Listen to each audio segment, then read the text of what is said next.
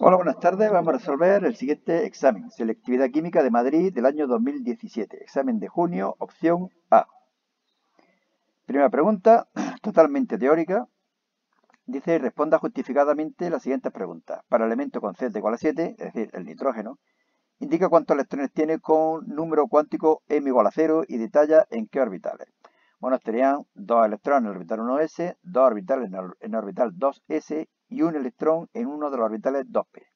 Aquí lo podéis leer con más detenimiento. Apartado B, para cada uno de los elementos Z17, que sería cloro, Z19, que sería potasio, y Z35, que sería bromo, indica cuál es su ion más estable y explica cuál de esos iones tiene menor radio. Bueno, y lo tenéis también. Podéis leerlo con más detenimiento. Podéis pausar el vídeo. Y yo voy al apartado C, que dice, identifica el compuesto binario formado por hidrógeno y elemento Z7, es decir, el amoníaco. Razona si es polar y nombra todas las posibles interacciones intermoleculares que puede presentar. Bueno, ya digo que es pregunta totalmente teórica. Pausar el vídeo si así lo consideráis oportuno. Y yo paso a hacer el segundo ejercicio. De reacciones ácido-base. Dice, calcula el pOH de las siguientes disoluciones 0,2 molar. La verdad es que, ¿qué sentido tiene preguntar el pOH? Lo único que puede hacer es confundir a los alumnos, que alguien se olvide de restárselo hasta 14 del pH y no adelantar nada. Los conceptos son los mismos. Así que, bueno, yo lo que hago aquí es calcular el pH y restárselo hasta 14. Es decir, si el pH es 2,85, pues el pOH será 11,15. Bueno, en primer lugar nos dicen de una disolución de ácido acético que nos da el pKa, que es 5. Bueno, el ácido acético, como ácido, cede un protón al agua, se transforma en el ion acetato y el agua en el ion hidrógeno. K sub A será igual a 10 elevado a menos 5. 10 elevado a menos K sub A. Según el equilibrio, este K sub A será igual al producto de las concentraciones de los productos dividido las concentraciones de los reactivos. Evidentemente no incluimos el agua. Estas dos son iguales, concentración de ion hidrógeno al cuadrado, y la de ácido acético será 0,2 menos la concentración de iones hidrógeno. Podemos despreciar esta cantidad, puesto que el ácido es bastante débil. Lo calculamos, tenemos un valor de 0,0014. Si queréis, por curiosidad, alguna vez no lo despreciéis, sale una ecuación de segundo grado, calcularlo y veréis que sale prácticamente igual. Bueno, pues calculamos el pH menos el logaritmo de la concentración de ion hidrógeno, 2,85, se lo restamos hasta 14, 11,15 sería el pOH. B, de una disolución de hidróxido de calcio. El hidróxido de calcio se disocia totalmente y por lo tanto la concentración de ion hidroxilo será el doble que la concentración de hidróxido de calcio. 0,4 molar. El pOH será menos el logaritmo de la concentración de OH, 0,4. Y por último, de una disolución de amoníaco. Nos da el pK sub B, que es 5 también. Bueno, el amoníaco es una base, capta un protón del agua, y aquí falta, como veis, el signo, el exponente negativo, la carga negativa de los iones hidroxilo. Bueno, pues K sub B de este equilibrio sería igual a las concentraciones de los productos dividido concentraciones de los reactivos. La de OH es igual que la de ion amonio, por lo tanto, OH al cuadrado, la de amoníaco 0,2 menos la de ion hidroxilo, lo despreciamos de nuevo, concentración de iones hidroxilo 0,014, pOH menos logaritmo de 0,0014 y nos da un valor de 2,85. Fijaros que sale el mismo número que aquí. ¿Por qué? Pues porque la concentración es la misma y pK sub A es igual que pK sub B. Lo cual permite aventurar que el resultado es lógico. Tercer ejercicio. Formula las reacciones propuestas. Esto es de química orgánica. Escribe de qué tipo son y nombra los compuestos orgánicos empleados y los productos mayoritarios obtenidos. Un aldehído lineal de 4 átomos de carbono, pues el butanal, en condiciones reductoras. ¿Qué es lo que ocurre? Que el aldehído se reduce hasta el alcohol correspondiente, el alcohol primario. Si se oxidara, se podría oxidar hasta el ácido correspondiente. Es decir, que pensemos en los aldehídos como un producto intermedio desde la oxidación o en la oxidación, desde un aldehído hasta un ácido. Es el paso intermedio sería un aldehído. Bueno, aquí se tiene el bután 1-ol y es una reacción de reducción. Segunda reacción, ácido carboxílico de 3 átomos de carbono, pues por ejemplo, el propanoico, con un alcohol secundario. ¿Cuál es el alcohol secundario más fácil? El propan-2-ol. ¿Qué se obtiene? Un éster, el éster correspondiente más agua. Es una reacción de esterificación. Esto sería el propanoato de isopropilo o propanoato de propan-2-hilo. C. Alcohol secundario de 3 átomos de carbono, de nuevo el propan-2-ol, en presencia de sulfúrico y calor. El sulfúrico y calor lo que hacen es deshidratarlo. Es quitar este OH con uno de los dos hidrógenos de los carbonos adyacentes. Se obtiene el propeno, evidentemente aquí más agua.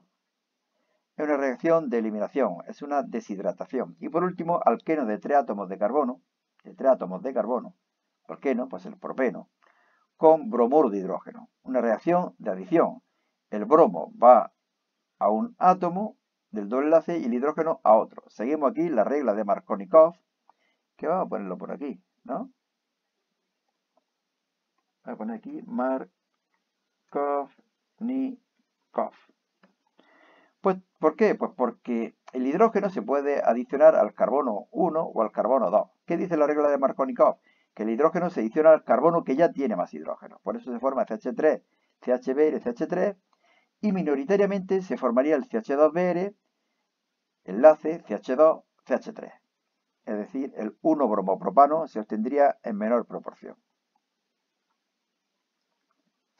Ejercicio número 4. En un matraz de 2 litros, problema de equilibrio, se introducen 0,5 moles de A2 y 1 mol de B2 y se lleva a 250 grados. Se produce la reacción esta de aquí, que esta de aquí, reaccionando el 60%. ¿Qué significa? Que si reacciona el 60%, me queda sin reaccionar el 40%, 0,2. El 40%, 0,4 y se obtiene 0,3, que es la misma cantidad que ha desaparecido de A2.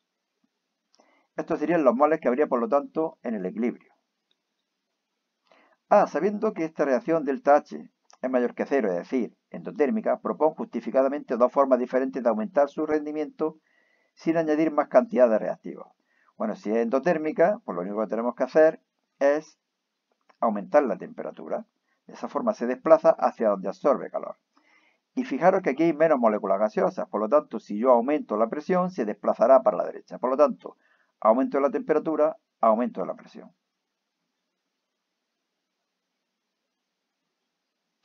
Aumentar la presión, aumentar la temperatura. Y apartado B, calcular K sub P.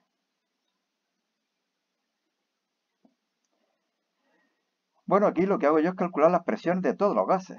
Moles del gas, moles totales, presión total, moles del gas, moles totales, presión total, etc. Y K sub P sería igual a las presiones parciales elevadas a sus coeficientes estequiométricos.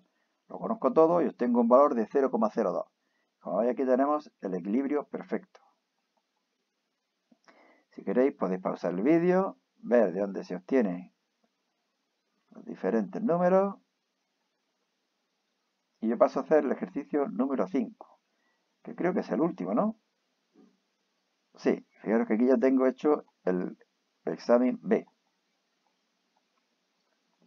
Bueno, la electrolisis de una disolución acuosa de cloruro de sodio se hace pasar una corriente de 3 kiloamperios durante 2 horas, es decir, intensidad 3000 amperios, tiempo pues 2 por 3600 segundos. Mientras transcurre el proceso se observa desprendimiento de hidrógeno y se obtiene cloro en medio básico.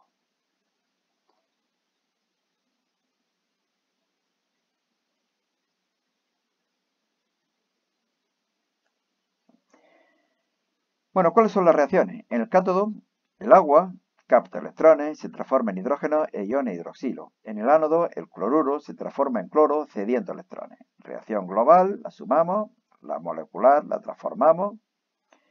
Apartado B, a 25 grados de una atmósfera, ¿qué volumen de cloro se obtiene? Lo primero, fijaros que estoy calculando aquí el número de coulombios que pasan. Intensidad por tiempo. 3000 por 2 por 3600, 2,16 por 10 elevado a 7 coulombios.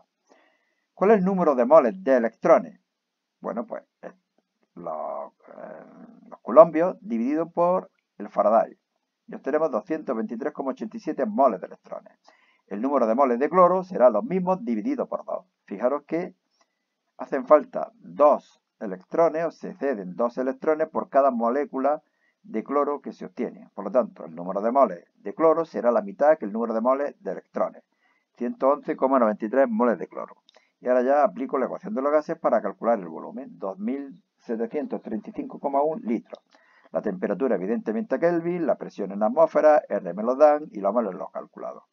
Y apartado C, ¿qué masa de hidróxido de sodio se habrá formado en la cuba electrolítica en ese tiempo? Pues si sé el número de moles de cloro, el número de moles de iones de hidróxido de sodio será el doble. Por eso multiplico por 2 y la masa multiplicamos por la masa molar, 40. Obtengo un valor de 8.954,4 gramos. Y listo, papeles. En los próximos días iré colgando la opción B y los exámenes de septiembre. Y nada más, cuidado con el bicho. Y bueno, recordaros también que en este blog, selectividadjosecuenca.blogspot.com, podéis encontrar en formato PDF los exámenes que estoy colgando como vídeo en el canal. Suerte y cuidado con el bicho.